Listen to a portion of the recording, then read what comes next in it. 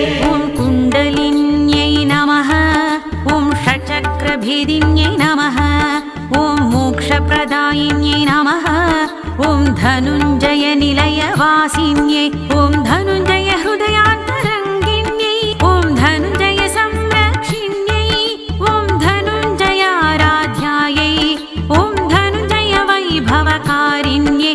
ॐ कालरूपायै नमः। ॐ सर्वशुभङ्कर्यै नमः। एकचित्तायै जगदीश्वर्यै। एकचित्तायै जगदीश्वर्यै।